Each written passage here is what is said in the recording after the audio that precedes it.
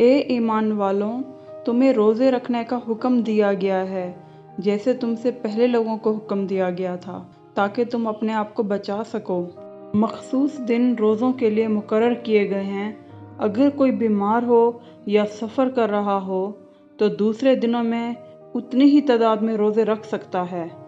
وہ جو روزہ رکھ سکتے ہیں لیکن بڑی مشکل سے، تو وہ ہر دن کے افطار کے بدلے ایک غریب شخص کو کھانا کھلا کر فدیہ دیں۔ اگر کوئی اپنی مرضی سے زیادہ نیک کام کرے تو یہ بہتر ہے، لیکن روزہ رکھنا تمہارے لیے سب سے اچھا ہے اگر تم جانتے۔ رمضان وہ مہینہ ہے جس میں قرآن نازل ہوا تھا، جس میں لوگوں کے لیے ہدایت ہے، واضح تعلیمات ہیں اور قانون کی کتاب ہے۔ تم میں سے جو کوئی بھی اس مہینے کا گواہ ہے وہ اس میں روزے رکھے۔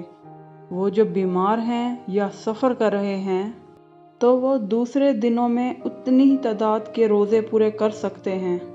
اللہ تمہارے لیے آسانی چاہتے ہیں، مشکلات نہیں، تاکہ تم اپنی ذمہ داریوں کو پورا کر سکو اور اللہ کی بڑائی بیان کرو، تمہیں ہدایت دینے کے لیے، اور اپنی شکر گزاری کا اظہار کرو۔ جب میرے بندے تم سے میرے بارے میں پوچھیں تو میں ہمیشہ قریب ہوں۔ جب وہ مجھ سے دعا کرتے ہیں تو میں ان کی دعاؤں کا جواب دیتا ہوں۔ لوگوں کو چاہیے کہ بدلے میں وہ میرا حکم مانیں اور مجھ پر یقین کریں تاکہ وہ ہدایت پا سکیں۔ روزوں کی راتوں میں تمہارے لیے تمہاری بیویوں کے ساتھ ہم بستری کرنے کی اجازت ہے۔ وہ تمہاری رازدار ہیں اور تم ان کے رازدار ہو۔ اللہ کو معلوم تھا کہ تم اپنی روحوں کو دھوکہ دیتے تھے، اور انہوں نے تمہیں بچا لیا اور تمہیں معاف کر دیا۔ اب سے تم ان کے ساتھ ہم بستری کر سکتے ہو، اس طرح سے جس طرح اللہ نے تمہیں اجازت دی ہے۔ تم کھاؤ اور پیو تب تک کہ فجر کے وقت روشنی کا سفید دھاگا رات کے سیاہ دھاگے سے الگ نظر آنے لگے۔ پھر تم سورج غروب ہونے تک روزہ رکھنا۔ اگر تم رمضان کے آخری 10 دنوں میں مسجد میں اعتکاف کرنے کا فیصلہ کرو تو ہم بستری کرنا منع ہے۔ یہ اللہ کے قوانین ہیں، تمہیں ان کی خلاف ورزی نہیں کرنی چاہیے۔